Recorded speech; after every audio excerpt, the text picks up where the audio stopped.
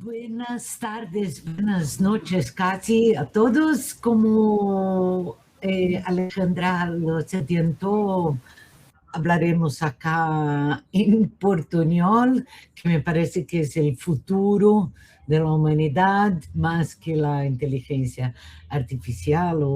Bueno, primeramente quería agradecerles a la invitación para estar acá con Bruno, con quien bueno, intercambio cosas, artes, pensamientos hace algunos años por las redes y a Alejandra, un gusto y agradecerte por la organización y todo que, que se hizo acá y con el privilegio de no solo estar con Lucas, que ahora veo que está bien atrás de mí acá, y sí, con una de sus obras que me encantan, y también por escuchar a, a su ponencia.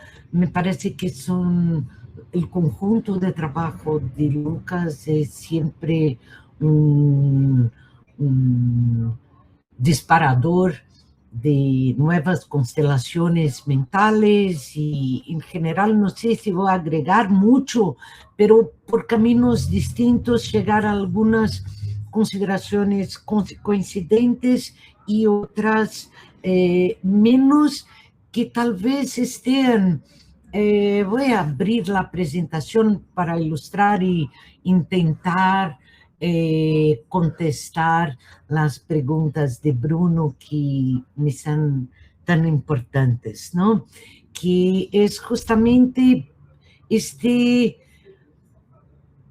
este lugar donde estamos nosotros en relación a la inteligencia artificial, que seguramente es una de las tecnologías, sino la más voraz, pero que vienen en una lógica del colonialismo que tiene una capacidad de actualizarse como me parece que está bien claro por la presentación de Lucas, y no voy a volver a algunas cuestiones para no repetir e intentar estar en el tiempo.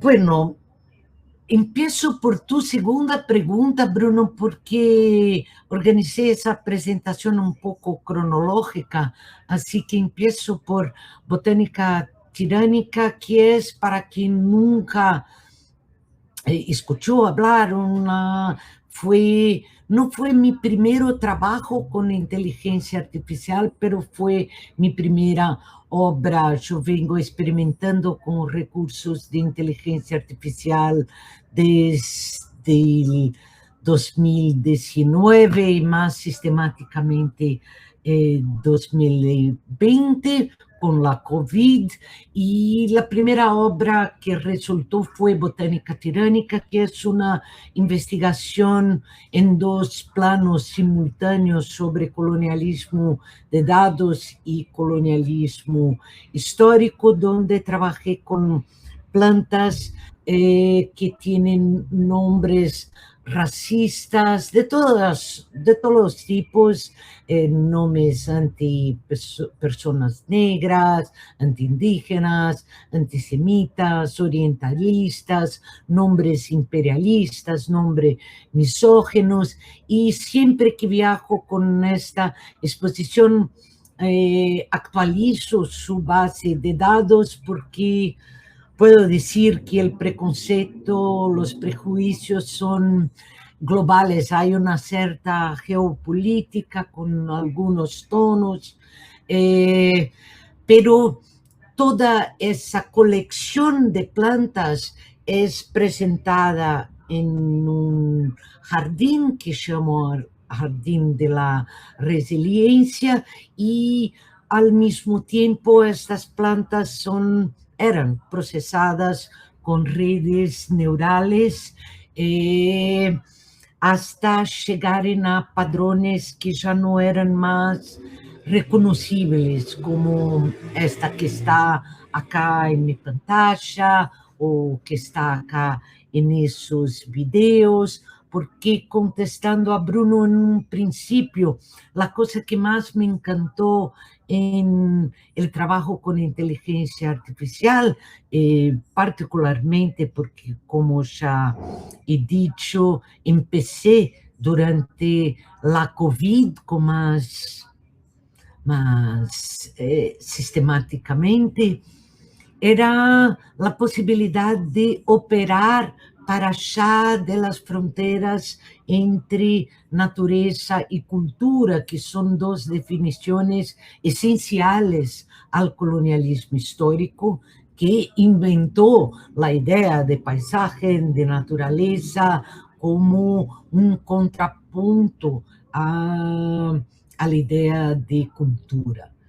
Y en ese momento, juntar todas esas plantas con nombres asquerosos y muy, muy violentos, tanto científicos como comunes, en un sistema de inteligencia artificial e intentar producir seres que ya no se podría definir si eran seres animales, vegetales, minerales, era algo muy, muy atractivo. Al mismo tiempo fue cuando me di cuenta por el procesamiento, especialmente con GANs, que son cada día más inaccesibles a mortales como yo, porque los LLMs, ¿no? Los grandes modelos de lenguaje son producidos a partir de otras lógicas y no es posible, son mucho más opacos, no se acompaña cómo están en proceso los datos, cosa que yo hacía cuando estaba trabajando en botánica tiránica e intentaba juntar todas esas plantas y crear imágenes que interrumpía el machine learning en el momento que empezaban a tomar forma de algo híbrido y por lo tanto que podría ocupar ese lugar de o naturaleza o cultura que quería huir y quería romper y que en un momento intenté, me parecía que inteligencia artificial, todavía me parece, no el uso que las grandes corporaciones, que como dijo Lucas, dominaron completamente el sistema, la convirtieron, pero el principio de inteligencia artificial, la idea de una alteridad maquínica, todavía me es muy, muy, muy atractiva. Ese lugar que ya no encuentra, perdón por la redundancia, lugar en esa perspectiva entre de esa división entre naturaleza y cultura. Mi espanto fue trabajando en botánica tiránica, que tiene ese nombre por toda trayectoria del colonialismo histórico, su extractivismo vegetal, la migración de las plantas y su nomenclatura, rompiendo con toda la cosmovisión de los pueblos originales. Fue en el proceso de machine learning me dar cuenta de cómo reproducía a todo momento una serie de estrategias típicas del pensamiento eugénico, que es sistematizar padrones a partir del borramiento de las particularidades.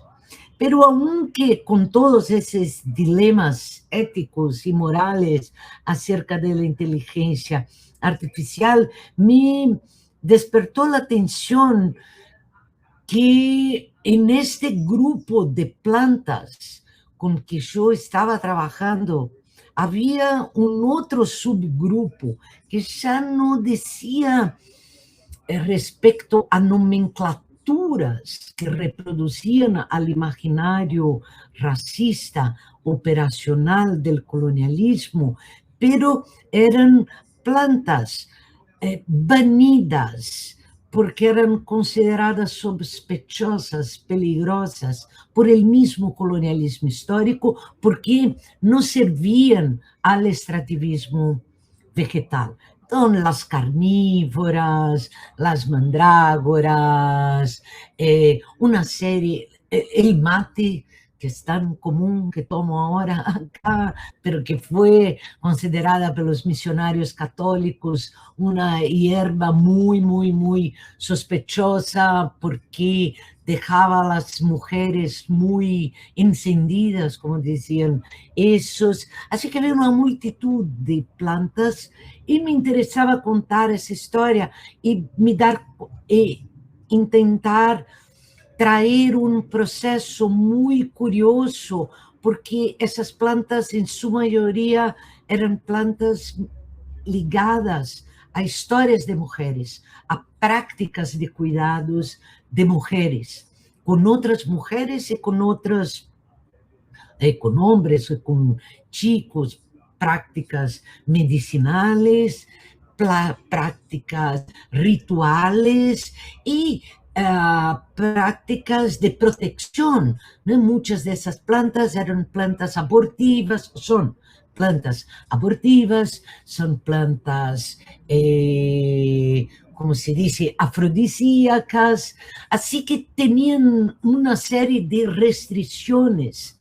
Y esas mujeres que ministraban esas plantas eran el ejemplo recurrente de las brujas, que fueron nuestras primeras médicas. No digo yo, Silvia Federici escribió eso muy antes de cualquier una de nosotras, pero es eso, hay un conocimiento ancestral. Y me interesaba contar esa historia de estas plantas y fue en el momento que se tornaron más populares esos sistemas de LLM como primeramente DALL-E, Midjourney y otros, Runway y todos esos. Y intenté, y ahí llego a los fantasmas algorítmicos, narrar las historias de esas plantas por las voces de mujeres que fueron apagadas de la historia del arte y de la ciencia. Y sí, bueno, yo estoy ahora en la 10ª en Buenos Aires, estoy con esa exposición con Sospechosa hasta el 25, incluí una científica argentina, vengo expandiendo esas imágenes y pasé no solo a hacer jardines de plantas sospechosas, como narrar la historia de una especie de etnobiografía de esas plantas, memorias de plantas prohibidas narradas por mujeres borradas de la historia del arte y de la ciencia. Y son narradas no por su voz oral, pero por su estética,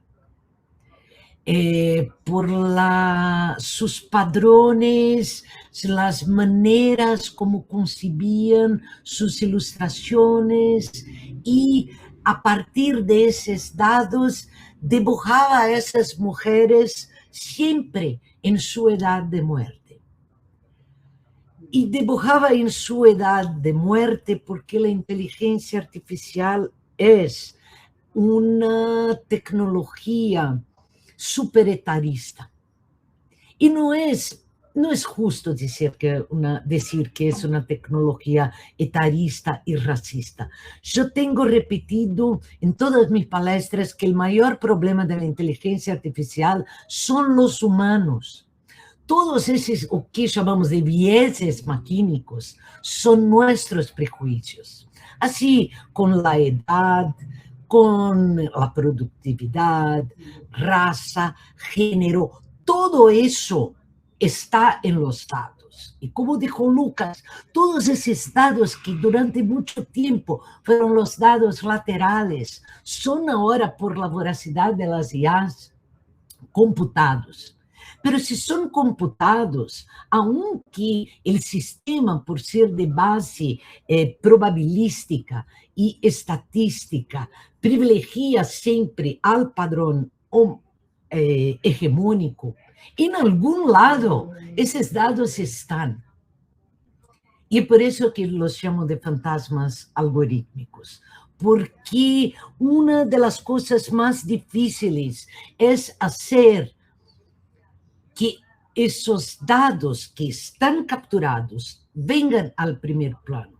Entonces, para no ocupar mucho tiempo, voy a dar un ejemplo de una de las figuras que más me dio trabajo retratar, que fue de una mujer perseguida por la Inquisición. Brasil tuvo 3 visitaciones, las 2 primeras eran totalmente voltada al que llamaban a los individuos judaizantes, ¿no? Los cristianos nuevos, y la tercera a los heréticos, especialmente mujeres, que es cuando se empieza la perseguición a las mujeres negras e indígenas que ya habían conquistado un lugar social, aunque muy pocas, en el fin del siglo XVIII.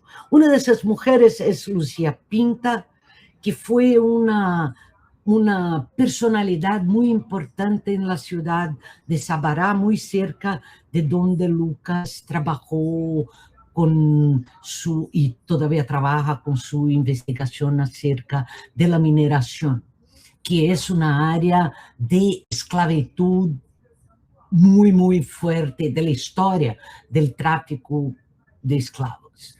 Y se compró su libertad porque se tornó una celebridad por sus capacidades de cura. Y eso también hizo con que fuera muy, muy mal vista por un sector de la sociedad, y así le denuncian como herética a la Inquisición. Y Lucía Pinta es llevada a Portugal, es torturada durante muchos, muchos años. Fue capturada en Angola con 5 años para venir a trabajar como esclavizada en Brasil, y no se sabe al cierto cuándo se murió, pero tenía, de acuerdo, siguiendo la lógica de los procesos inquisitoriales, cerca de 40 años. Y quería dibujarla en su edad de muerte, con las plantas, como hice con las otras mujeres, que marcaran su investigación, sus cuidados y su saber. En el caso de Lucía Pinta, como en todas las otras, era la primera respuesta de la inteligencia artificial, siempre eran mujeres jóvenes, blancas, súper felices, y me parecía así algo muy, muy complicado, cómo explicar a una IA que una persona que fue esclavizada con 5 años, que trabajó en las condiciones más ignobles, que fue torturada durante muchos años por la Inquisición, no podría ser una mujer joven, sin ninguna marca del tiempo.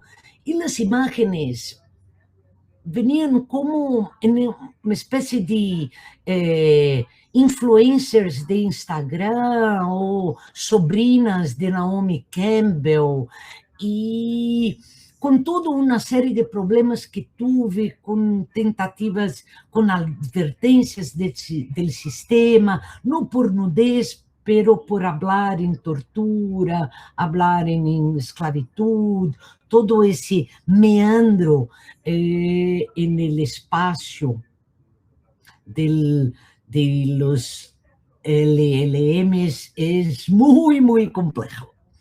Y así que, bueno, después de 6 meses, puedo dar más detalles después, llegué a una mujer que me parecía algo probable, una mujer que tenía, como todas las otras que hice, el semblante altivo, pero con las marcas del tiempo.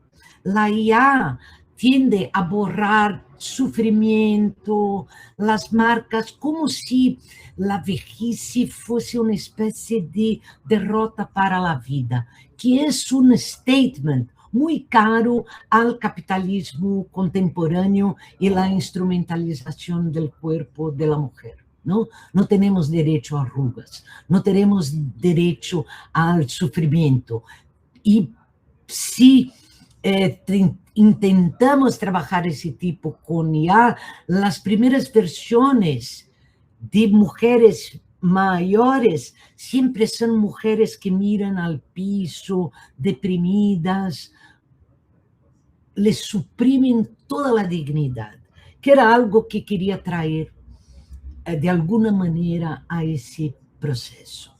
Bueno, como les conté, sí, bueno, son casi 6 años con esta tecnología y es imposible no tener un drama crítico sobre lo que ocurre en torno del uso de estas inteligencias artificiales y cómo pensar no solo a partir de los sistemas maquínicos y sus alteridades, pero también esa articulación entre humanos y ecosistemas, qué lugar esas máquinas ocupan. Y cuando fui invitada a integrar la equipe de artistas que participó del desarrollo, de los testes, del Sora, aquí una plataforma que extraño muchísimo, no existe más, de OpenAI, me impuse que haría un documentario distópico sobre, pero probable, do que acontecería con Brasil en el momento que la IA tomase todo el espacio con sus data centers y procesos de captura, mineración de tierras raras. Una cosa muy interesante fue que una de las primeras, bueno, ¿cómo decir? Una de las primeras charlas que tuve, yo hablo mucho con inteligencia artificial, no hay un día que estoy afuera del sistema, pero discutiendo esa cuestión de la crueldad, del daño al ambiental, me di cuenta que eso tenía que ser pensado en una historia mayor, no solo del plantation océano, como ponen Anna Tsing y Donna Haraway, que remiten, que nos llaman de antropoceno, pero remiten a esa historia de las plantations y de la esclavitud, la primera devastación ecológica, pero que esa lógica de las IAs aprofundaba todo aquello que la industria del digital siempre nos colocó. Lucas tiene un trabajo fantástico, algunos con residuos electrónicos, con e-waste. Y yo hice el film, el mini doc que me proponía, pero a cada presentación de ese trabajo abro una central de donación de e-waste, ¿cómo dicen lixo electrónico? Basura electrónica. Bueno, Sí, basura electrónica, sí, sí. basura electrónica y es fantástico porque hago eso en parcería con cooperativas en cada sitio en que expongo monto ese trabajo, porque los dados son asustadores, mucho más do que ya va a devastar, son las cosas que ya ocurren, ¿no? En 2022, 62 millones de toneladas de basura electrónica fue producida y es el suficiente para 1,5 millones de camiones de gran porte dar una volta en todo el planeta que habitamos. De todo ese montante, menos de 25% es reciclado y el riesgo de contaminación es algo que no se puede negar, así como los recursos son absolutamente renegados, es un desperdicio total. Eso debe crecer muchísimo, 1/3 de ese panorama. Brasil es uno de los campeones de producción, de generación de basura electrónica y en el mundo, y bueno, perdimos el mundial, pero somos los primeros en América Latina en términos somos también los mayores asesinos de personas trans, así que el genocidio, Brasil vive una historia de un DNA genocida que está en su tripé, ¿no? Que es el genocidio indígena, la Inquisición, la esclavitud negra, y seguimos actualizando este panorama, ¿no? Eso es nuestra herencia colonial. Pero bueno, no voy a alargar más, pero es muy importante tener en cuenta que de todo que se produce, una parcela ínfima es coletada. Y me he emocionado muchísimo en todas las presentaciones de ese proyecto, no solo por la parcería con las cooperativas, pero con una movilización de pensar la materialidad de los medios, ¿no? Que tal vez eso sea una manera de, dentro de nuestras, cuando Alejandra pregunta cómo eso cambió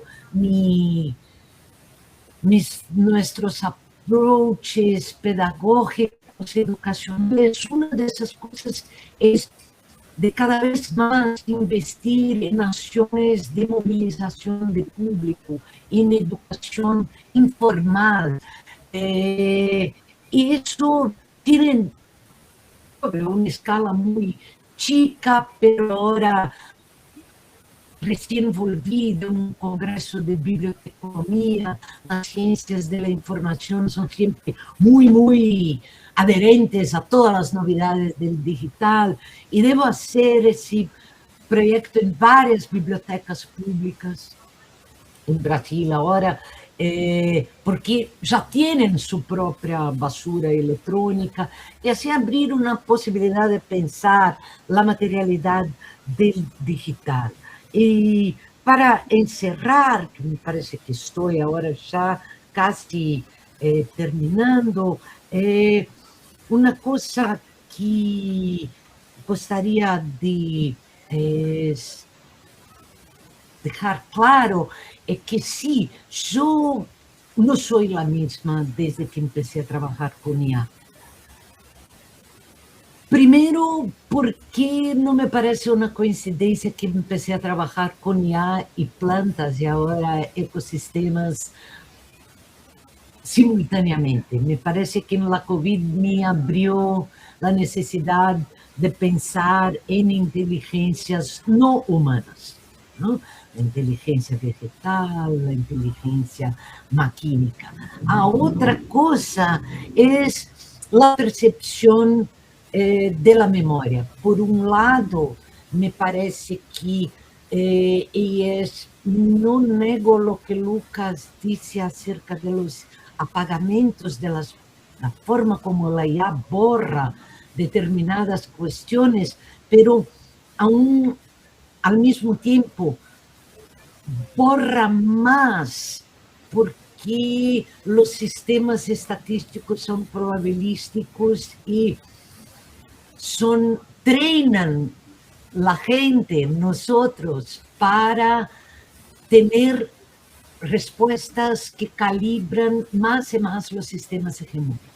Pero me parece que trabajos como yo estoy haciendo, hay artistas argentinos fabulosos, hay uno que me escapó ahora el nombre haciendo esos retratos de las personas desaparecidas, no, muertas, asesinadas por la dictadura. Él es cordobés, ahora no me acuerdo el nombre. Pero exacto, que es maravilloso, maravilhoso. O Mayara Ferrão, o Bretas, Guilherme Bretas, que é... Bueno, esses fantasmas algorítmicos estão lá, e uma abordagem crítica é confrontar os sistemas.